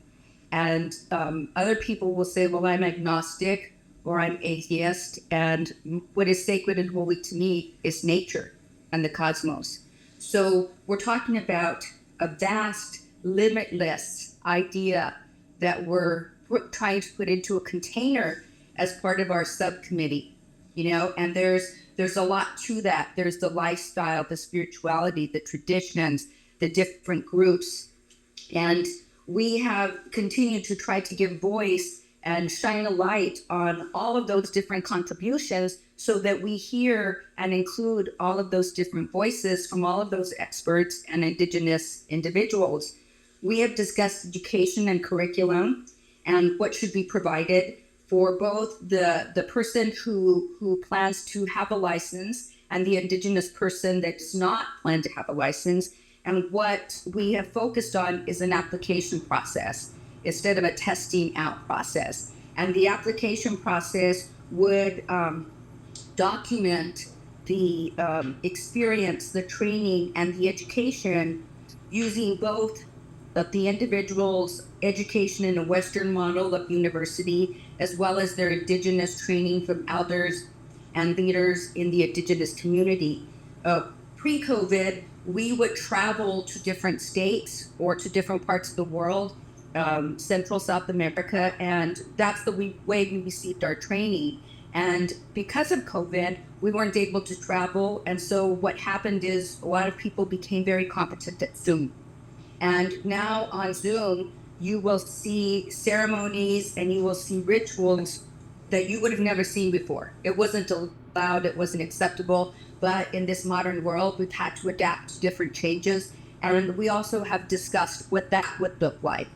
Being able to help the Indigenous individuals and the individuals, people of color who are in rural environments. How would we make education affordable to them? How can we access, having them drive up to Denver or trying to figure out how our individuals or our facilitators going to receive the education that is necessary to move forward. So we've also talked about that, having those support systems in place to do some of this training online and in small groups that are engaging. Instead of, a large Zoom meeting with 50 people, we're talking about small groups where there are discussions and people are talking about what they've learned and what they've experienced as facilitators and the education process.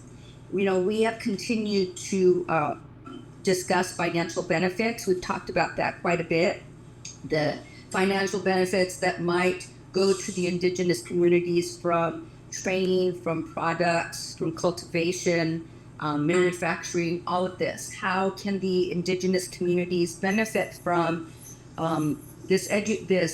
They have preserved the knowledge of how to work with the sacred mushroom and the modalities. And when you look at the modern universities or the modern programs that are out there, they include those modalities, those Indigenous modalities of working with nature and connecting to nature and the cosmos. And so we have tried to bring all of that and put that into the best package or in linear form, which isn't easy. Sam has helped us. One of the things that has been mentioned is we need to reach out to more organized Native American groups and elders, and we're in the process of doing that. Sam can share a little bit more about that.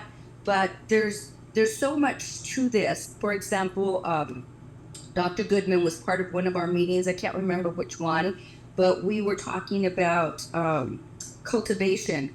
And this is something for us to consider before we get to that point, because, you've heard me harp on, I really appreciate the land acknowledgement, because it's a good place to start. And, a lot of Indigenous people will say, yes, acknowledging is good, but how about giving some money back for support for, all the problems that we see or the conditions that we see in Indigenous communities or communities of color. For example, domestic violence, suicide, education, pregnancy prevention, senior programs, youth violence programs. And so we've talked a lot about all of these things in all of our subcommittees, and especially in the Indigenous committee. But one thing we need to consider, for example, in cultivation, if I go to a meeting, and I've seen Dr. E do this as well, we might lay tobacco down outside of the courthouse and say a prayer, and then walk into the courthouse. And so what I'm saying to you is that tobacco is sacred. It's not just the cigarettes that we see in the modern world, but it's a sacred plant. And the byproducts of the mushrooms are going to be considered byproducts of a sacred plant, a teaching plant, a master plant. So what do we have in place, or what considerations do we have in place for disposing of those byproducts? Because they're part of what is considered sacred. And just really holding that an open mind and being expansive in our thinking, because it touches every single one of our subcommittees in a different way. And we've talked about what does this look like? This is a sacred plant. This is a master plant. And we continue to discuss all of these areas in our Indigenous, Spiritual, and Outreach subcommittee. And we're continuing to move along. We're putting it into a linear form. But I want to share with you how, that's not an easy thing to do, to wrap your arms around something that is so vast and with so many different voices. And we've been very fortunate to have Indigenous people from other cultures, that aren't Native American cultures, but Indigenous cultures from other parts of the world. And those individuals live in Colorado. And so they're contributing to this as well. So that's our update. It's really been around education and inclusiveness for our facilitators, structuring something that keeps both our facilitators safe, helps them benefit financially, spiritually, and helps our community members also benefit spiritually to help them heal. Just all of those considerations have gone. That's what we've been working on over the last few months, and we're getting there. Like I said, Sam's been helping us reach out to experts who have come and contributed to our discussions. And that's what I have to share. And I'm sure that Skippy has other things to share, and as well as Sam. Thank you. Thank you so much, Dr. Chavez. Per your request, would Mr. Barami or Mr. Upton Mesro like to add any thoughts? Sure, I would. I'd love to. I had the amazing fortune to fill in for Dr. Estes in the last meeting, which was amazing. So I did take a few notes. Everything that you just shared was really great.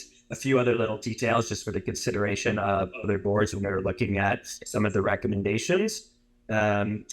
Mentioned the shift from from testing out to application. That's sort of this multifunctional piece, but that would also apply to continuing education. So it's just a little lighter note that the goal of the application or the process really from an Indigenous perspective is ethics, safety, and competency. So just to call that out and recognizing that a test is not the only way that we can guarantee those things. There are other methods. We talked about group facilitation. That came up earlier in the meeting. but a number of indigenous traditions have more than 4 people, for instance. And so looking at expanding that number is something that makes sense from an indigenous perspective. Let's see. We talked a little bit about, we don't have a recommendation yet, but the idea of like travel licensure. So if a healer was coming up from Peru and they were only going to be here for a weekend or a week, what would the licensure around that look like so that they could hold ceremony under the regulated model? Do they have to have a license to record for a year? Do they have to go through the same things? So that's another point of discussion that we talked about. And then saying lastly, I might regret these words, but that within the indigenous practice and communities, there are communal systems to make sure facilitators are okay, where people notice if someone is burnt out or needs a break, and that there are systems of support for them when they're in that space. And can we learn more about that to model that from the general population here, so that, like, Dr. Goodwin was saying, if to make rent, you're like folding 10 sessions, and you're not doing well internally, who's there to see you notice that? Who's there to support you in that? What that look like financially, otherwise, was another thing that we talked about. And then, yes, I knew I was missing something. The last thing is on cultivation. We think that the outdoor cultivation is going to be a challenge from an indigenous perspective. But there have been lands or specific areas where there's been cultivation for probably hundreds of years, places that are considered sacred, and so allowing for outdoor cultivation feels important.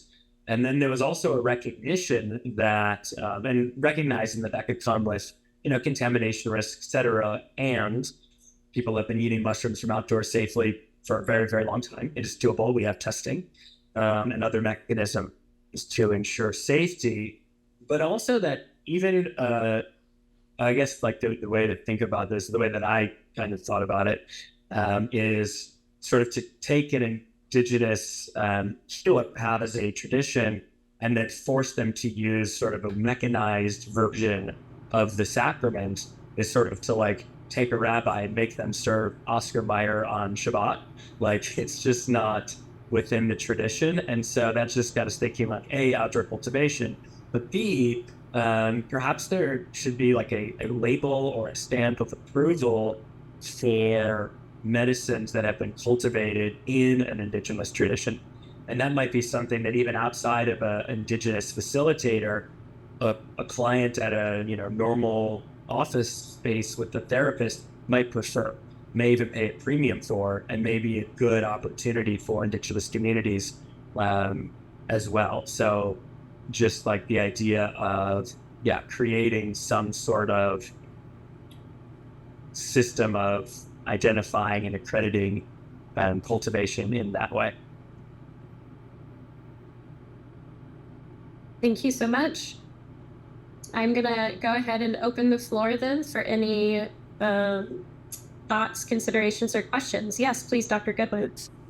Yeah, so I sat in a couple of those subcommittee meetings, and mostly because, the two populations that really get leveraged a lot when you're talking about psilocybin or veterans in the indigenous community. And I think everyone wants to make space for both of those, but we don't always know what that means. So, I set in to just kind of share a little bit about what the discussion was.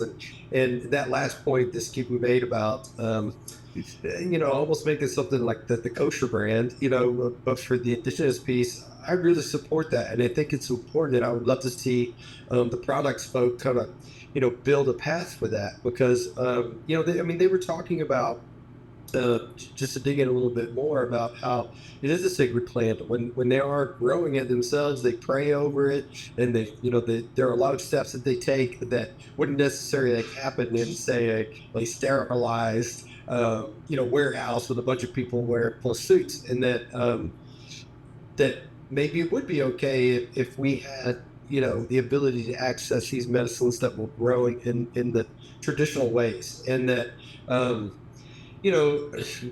not to use the alcohol here as a good I guess comparison, like the Germans have the purity laws, and like in whiskey, in order for it to be bourbon, it has to be, made in Kentucky. It has to have these types of ingredients or whatever. But I think, to Dr. Chavez's point, to give a little revenue back to the indigenous community and all that, I think it would be great if we made it okay to bring in these types of medicines that are done that way, using the traditional ways. And I think we should make that happen. So I feel very much supporting there for that. Thank you, Dr. Goodman. I also know something that in a parallel way has been on my mind is the fact that this sacred medicine as a fungi is both plant and animal, and neither plant nor animal, but behaves more like an animal. And so how do we honor this living organism and this sacred medicine? So thank you. Dr. Gonzalez, please. Thank you. So during our meeting, and I think everyone kind of touched on it, but I wanted to unpack it a little bit more and kind of get some feedback from other board members. There was discussion during the Indigenous Use and Outreach Subcommittee when we were talking about kind of the test in, test out option, or kind of what does that look like for individuals who have come from generations of practicing and doing. One of the recommendations, and I think it was kind of thrown out there just as a, hey, what about this? But I kind of took it back and I've kind of been stewing on it, is trying to figure out how to bring in kind of some of those tribal councils and some of those indigenous folks who kind of know this like the back of their hand. When you're going for higher education, your doctorate, you have a committee of people. And you don't get your doctorate degree until they sign off saying, yes, we're comfortable, we will put our license behind you, we feel that you're going to make a contribution to the field.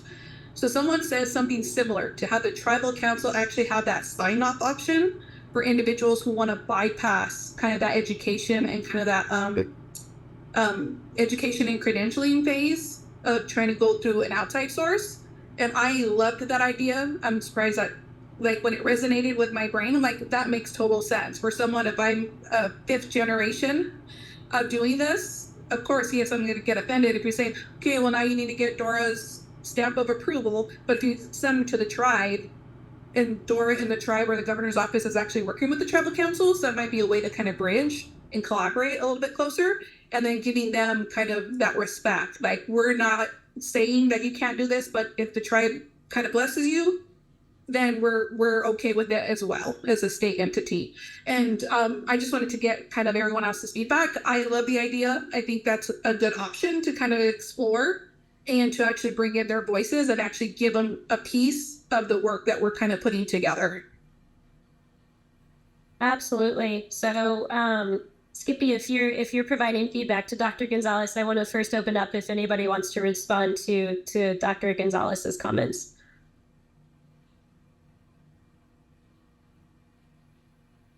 Well, Dr. Gonzalez, I really love the idea of creating bridges. And welcome if anyone has additional thoughts. Yeah, Skippy, please share. Yeah, I just wanted to say thank you, Dr. Gonzalez, for pointing that out. And I also have that here in my notes and forgot to mention it. I was just trying not to unread that or unpack, but sort of, the idea of this application has a number of different things you can use to reach that benchmark. One being the test, two being the school, the training, three being the sort of time in the seats, right? Like a proof of work over years. Fourth being accreditation, and not needing necessarily all four, but needing some amount of those, and working with the tribal council on getting their approval of those sections of those ahead of time was in here. And I think it's a great idea as a bridge builder. I think it's a great opportunity to get more feedback directly from those communities, those practitioners, and I think it brings sort of the state's accreditation under the same process. So it's not like you're in this line and you're in this line. There's just different means of sort of meeting that bar. Thank you so much. Dr. Goodwin. Yeah, Dr. Gonzalez, I like that idea a lot. The signature thing is a great idea. And I know that once we get past all this rulemaking, the board here is going to be reviewing all packets that come through. So it would make sense to build the indigenous subcommittee that you're on now, put the right people on that board to get the signatures, and so whether they're voting or, they're expert people that can sign. But I think, we have that structure in place. That would be the perfect place to build that group of people because they're already associated with DORA. We don't have to reinvent the wheel there. So just an idea. Thank you, Dr. Goodwin. Any other thoughts?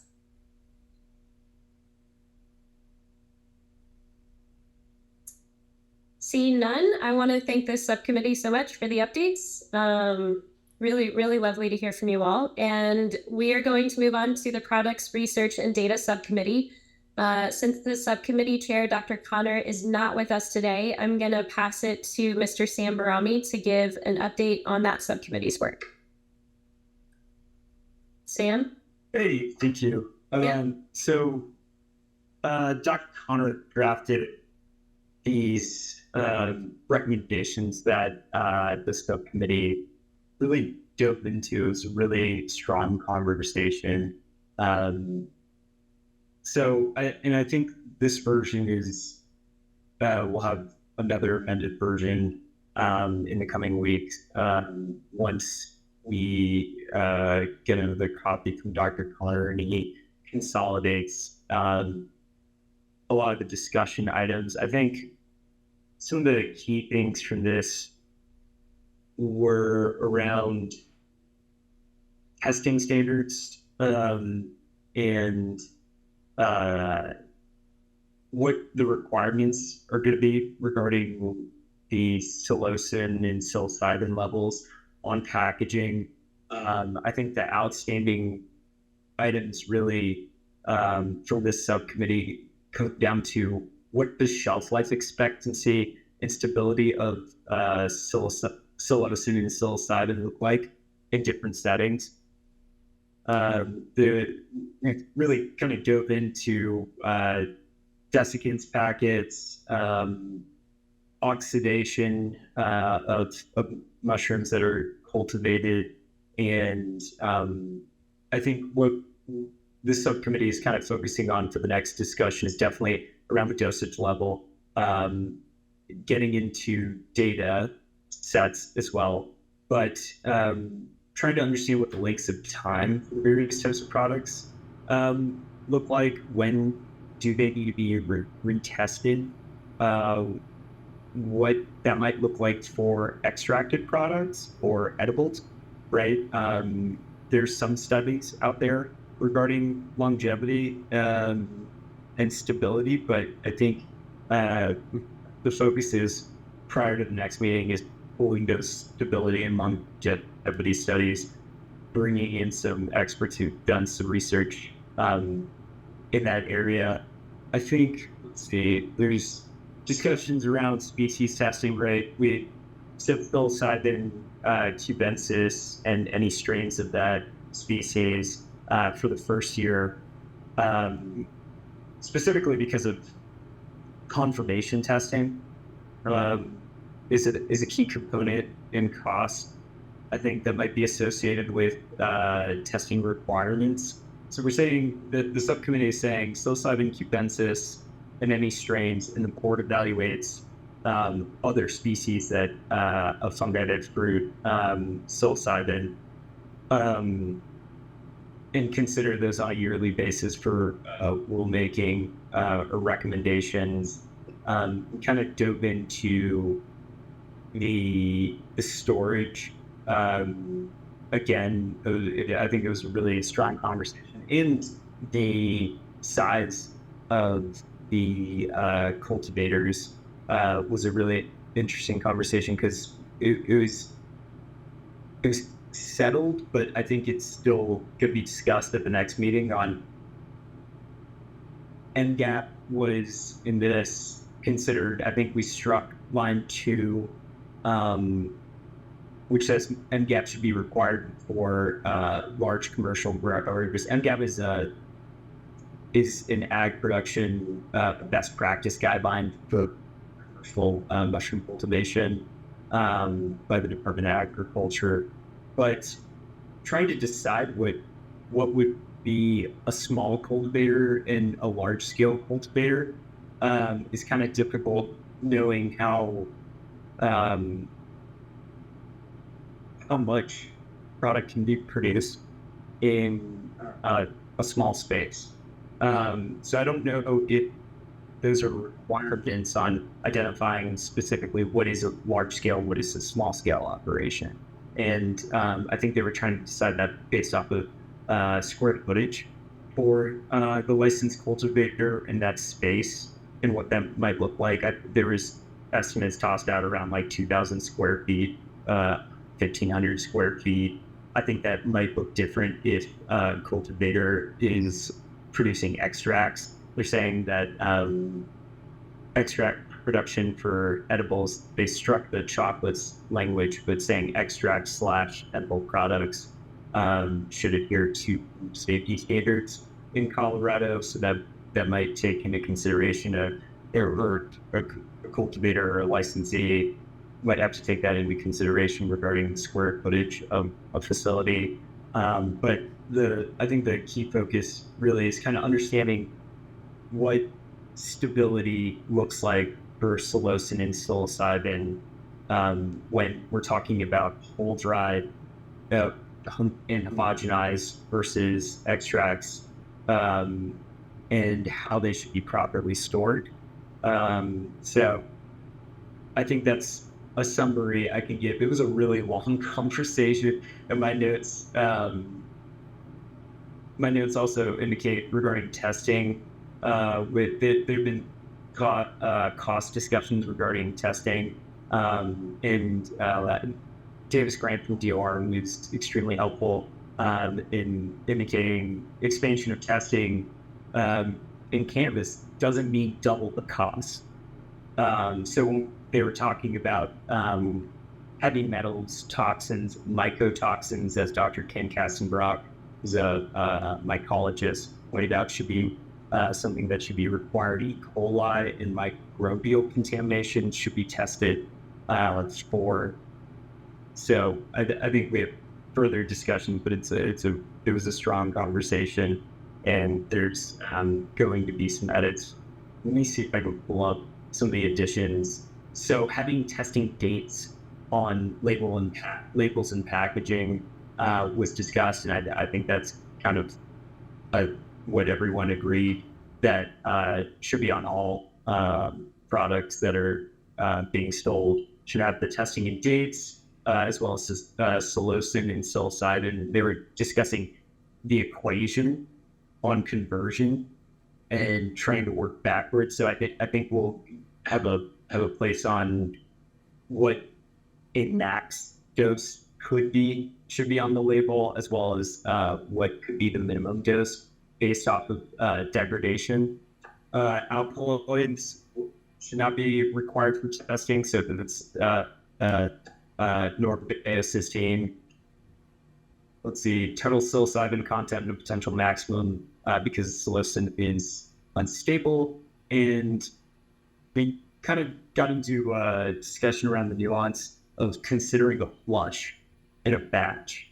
And there's discussions around weights for a flush, but flushes come in bags, right? So it could be like a really heavy bag that could produce like 10 flushes. So it's probably not a good idea necessarily to consider a whole, like one bag is also a batch. It should be considered an inoculation as a batch. And then let's see, and an upper limit for total flush, stick to flush model, cap an upper limit over a certain kilogram, need 2 potency tests. That's still up for discussion. There's discussions around like if a licensee fails testing, how does the state authority on that, licensing authority, require additional testing? So I think a strong language we discussed was if a licensee fails testing, the state licensing authority may order additional testing as necessary. So that's at their discretion, not setting any arbitrary like requirements that might add additional costs there, but leave it to their discretion to identify, because you could, and rightfully so, there's so many variables in this that someone could fail a test not because they didn't follow a specific procedure. So understanding why they failed the test is a key component in potential mandatory additional testing through the licensing authority. So that's something that was discussed. And then we shorten the language around chocolates and change it to edible and infused products.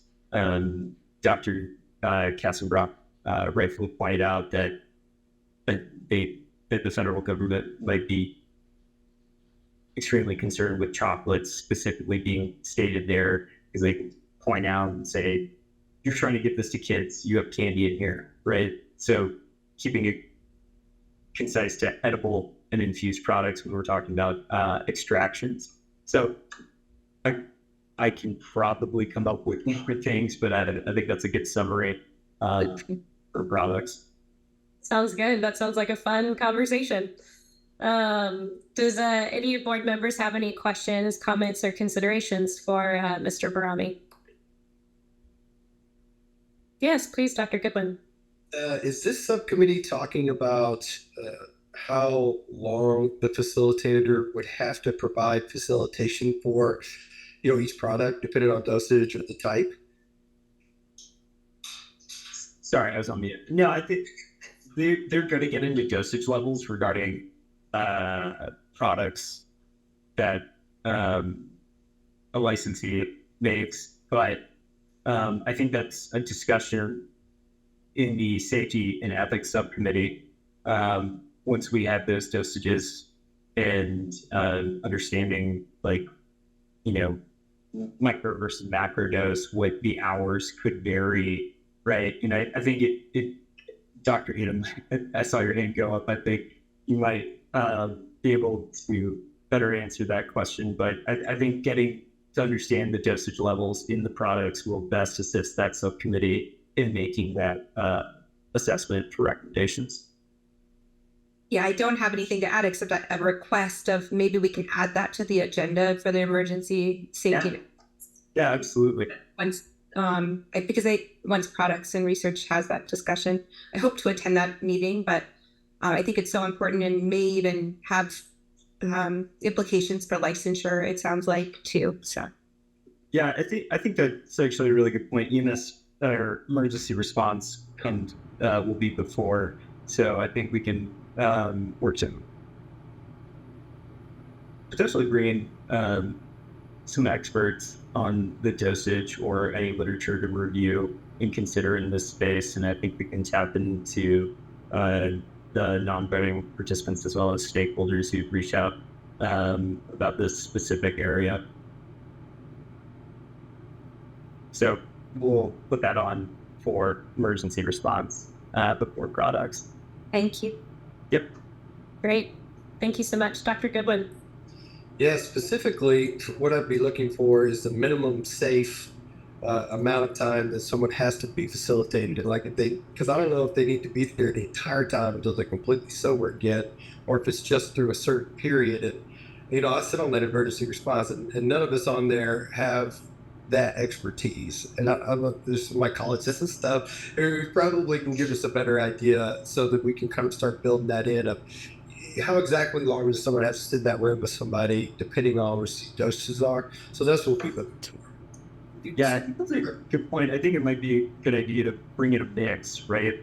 Like the products folks, right? The researchers, that area, but also bring in some facilitators in this space and learn kind of what standard would be a good idea. So thank you for bringing it. Yeah, I know some non-voting participants in the licensing subcommittee could potentially give some perspective. Dr. Denham, I see you nodding. I think Sarah Gale is also, who's in qualifications, licensing, and training, or a reduction expert in this field, is attending that emergency response, safety, and ethics. We can bring in additional. Awesome. Thank you all for those statements. Any other thoughts? Okay, seeing none, let's move on to the next subcommittee update on qualifications, licensing, and training. I will pass it to Subcommittee Chair Dr. Hannum to give an update on the subcommittee's work in the next meeting. Thank you so much, Chair. I appreciate it. So we are working on draft recommendations in two areas kind of simultaneously. So first in the area of scope of practice, and then also in the area of training requirements and education requirements. I think a couple of things kind of came up in our meeting yesterday. I'm still processing a little bit, so forgive me if I'm not kind of super eloquent about these things. I think we're very close on the scope of practice recommendations, close to bringing them to the full board for consideration.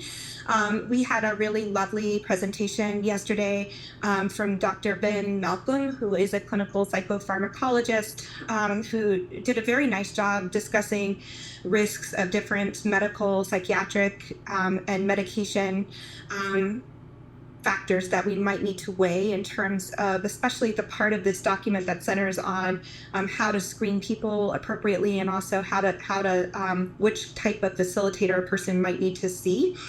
So that section especially, I feel I need to work on drafting, and would love other input from as we're drafting that section and updating that a bit based on his recommendations.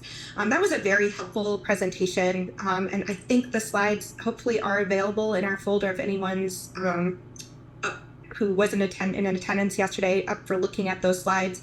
I learned a lot, and I think it's kind of changed a little bit of the way I'm thinking about things, but not significantly. I think the scopes of practice are very close to where we want them to be. The other presentation we had yesterday was from the Healing Advocacy Fund, and they gave us this huge gift of having done some research looking at folks that are now have completed training for facilitator licenses in Oregon, so qualitative research. And part of that, what came out of that research was really to kind of lots of people who have gone through that training in Oregon feeling like maybe that training is not quite as robust as it needs to be. And there was some general support for our model of scopes of practice with these two spheres in that research. And I think that I think we're on the right track in terms of scopes of practice. In terms of the educational and experiential requirements, I think we're a little bit further away. A lot of things came up in the presentation from the Healing Advocacy Funds. And again, they had conducted, I believe, 24 or 25 interviews with facilitators, but also several folks that had gone through Oregon's training program. And there were some very specific recommendations that definitely need to be incorporated, I think, into what we have in this version of these recommendations. So one piece is adding an additional module specifically looking at trauma. There was also a recommendation to add an additional module looking at specifically at screening rather than incorporating that into the preparation module. Broadly, another recommendation was to spend more time on the ethics piece. So the recommendation from these folks that have been through training, that are seeking licensure or are already licensed in Oregon, is that at least 20% of training probably needs to be centered on ethics, and that should be interactive, hopefully including things like role plays and scenarios. Pieces of that are already in here based on recommendations from our non-voting participants. We are incredibly lucky on our subcommittee in that we have a very large number of non-voting participants who are very active and have given us really robust and helpful feedback. So there is pieces of the scenario, the request for scenarios is in there, but maybe even adding additional things there. The big questions I think right now center on hours for the didactic training. I think there's general consensus that didactic training needs to happen, that if it's not given in person, at least 50% of that training should be synchronous, meaning everybody's present at the same time and not asynchronous. Although I think generally folks are open to some modules being asynchronous and in the hopes of reducing cost. I think the more difficult piece is more the experiential piece, not so much experiences with the medicine themselves, although that was a big part of the report from the Healing Advocacy Fund, is that facilitators felt very strongly that future facilitators need a lot of experience themselves with the medicine. But a bigger piece is, how many hours should we have of practicum? Should there also be maybe additional consultation requirements on top of that? As a lot of people felt like they didn't have enough preparation for the work of being a facilitator in that study anyway, the folks that were interviewed in that study.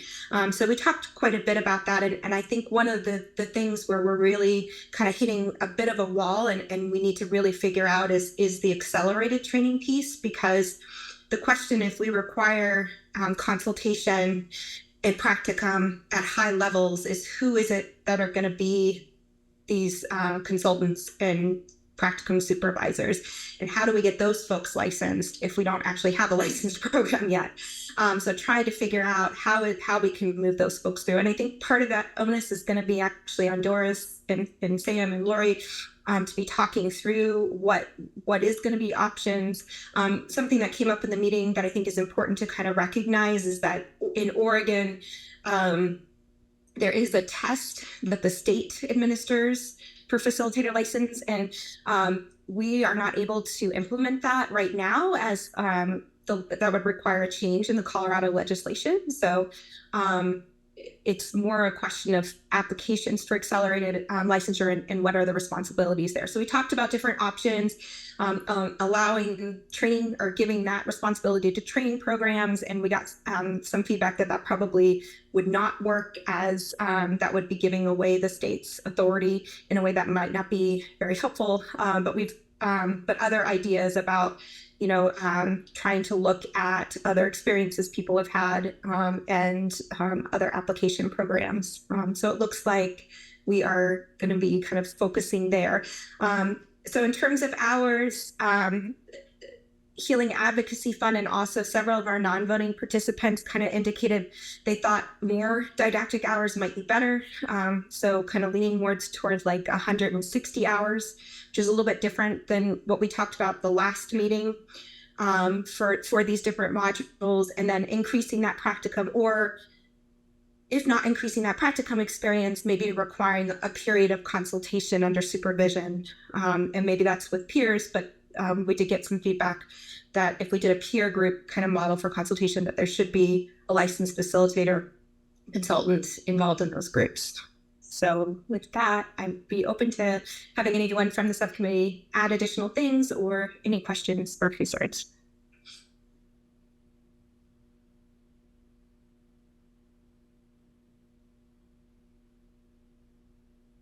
Okay, seeing none, thank you so much, Dr. Hannah. And just want to create a final invitation for anybody to have any questions or comments on this subcommittee or any other subcommittees that we've discussed.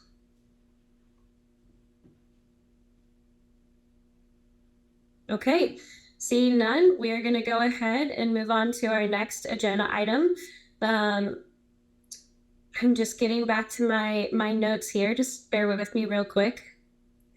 All right, so as a part of board requirements to provide an annual report, please be ready for recommendations at the next full board meeting to vote on. And if you have any questions on drafting or needing support, please follow up with Sam Barami. Our plan is to discuss recommendations and have a report ready in December. So now let's move on to the next steps for the next full board meeting. We do not currently have another meeting scheduled for the full board. However, we will follow the current cadence and meet on the third Friday, November 17th at 1 p.m. The DORA program director will also share the list of 2024 full board meetings and subcommittee meetings with you that follow the current monthly rhythms when the November materials are distributed Q4 2023 through 2024. So I just want to reiterate briefly here that the emergency subcommittee is the second Wednesday from 1 to 5 p.m. Mountain Time. The public health and equity subcommittee meets the second Thursday from 1 to 5 p.m. There is an exception for the November meeting, got moved to November 4th. What is it, Sam? When did the subcommittee for equity get moved to in November? I think you're right. I thought it was November 14th, but you're. Lori, do you have the exact date, or Billy? It is the 14th at 1 p.m. Okay, the 14th at 1 p.m. Yes. And the Indigenous and Religious Subcommittee will continue its normal cadence of the second Friday, 1 to 5 p.m., except it also got moved in November to Tuesday the 7th to adhere to Veterans Day from 1 to 5 p.m. The Product Research and Data Subcommittee will continue on the third Wednesday from 1 to 5 p.m. And licensing, Dr. Hannum, I actually want to check in with you because we've had a cadence of the third Thursday, 1 to 5 p.m. But are you wanting to change that in perpetuity to 9 a.m. to 1 p.m.? Yes. Okay, so with Dr. Hannum's requested change that we will shift the meeting on the third Thursday at 9 a.m. to 1 p.m. instead of 1 to 5 p.m. Yeah, Sam, please. I just want to make sure with that, does that conflict in December with the DOR and listening session? Yeah, so that's kind of the question, right? As DOR said, they would be happy to flex, or we can flex. So perhaps we also need to confirm the December meeting, but what we could say is that for now, November will be that 9 to 1 a.m. And then we can follow up with December, and then the meetings in perpetuity will be 9 to 1 a.m. Okay. Does that sound good, Dr. Hannum? Yes. Okay, great. And then we will continue with full board meetings on the third Friday from 1 to 5 p.m. Moving forward. So hopefully that gives everybody a chance to plan ahead and have a consistent schedule with the rest of your life. Want to also thank all of those in our lives that help make it possible for us to volunteer this time as well. And I would also like to reiterate the board members' commitment to attend these meetings. In our bylaws, in Article 4, I just want to make sure everybody's on the same page and is aware that board members should not miss more than 3 consecutive subcommittee or full board meetings, and no more than 5 meetings within a calendar year unless otherwise approved by the program director. It's particularly important to attend all these subcommittee meetings in the coming months as we work toward rulemaking, after which our goal is for subcommittee and full board meetings to eventually decrease in their frequency. However, I ask that you reserve all the above meeting dates in 2023 and 2024 so that we have them if needed. Is anyone opposed to adopting Friday, November 17th at 1 p.m. as the next full board meeting? Okay, if not, I will request a motion. May I have a motion for the next full board meeting to be Friday, November 17th at 1 p.m.? So moved. Thank you, Dr. Hannum. Is there a second? Second. Thank you so much. Appreciate it. Is there any discussion? All those in favor, say aye. Aye. Aye. Any opposed? Any abstentions? The motion passes, and the next meeting will be Friday, November 17th at 1 p.m. for the full board. I will now move to close the meeting. We are going to cover attestations. Do you attest and affirm that all conflicts of interest have been disclosed? I, Chair Lundy, attest. Vice Chair Dr. Goodwin? I attest. Thank you. Dr. Gonzalez? I attest. Thank you. Commissioner Buxton Andrade? I attest. Thank you. Dr. Chavez? I attest. Thank you. Mr. Upton Mesero? I attest. Thank you. Mr. Baca already attested earlier when he had to leave. Sheriff Lucero? I attest. Thank you. Mr. Dunn?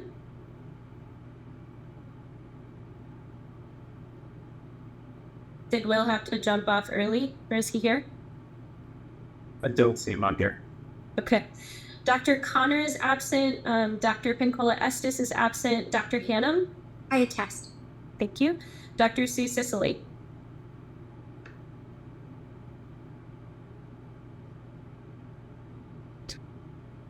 Is Dr. Sicily still with us?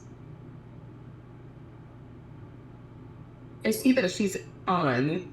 She might be having a problem with her mute. Okay. Mr. Wynn? I attest. Thank you. Stacy Lokes? I attest. Thank you. Dominique Mendiola? I attest. Thank you. Thank you. Just want to give one last chance if Dr. Sisley found the mute button. Okay. Then we will move on with our agenda. Before we make a motion to adjourn, there are a few items to be addressed. I would like to first thank everyone for attending and participating in today's meeting. And the next meeting will be held Friday, November 17th at 1 p.m. via webinar. Also, just as a reminder, here's the vision for the rest of the year.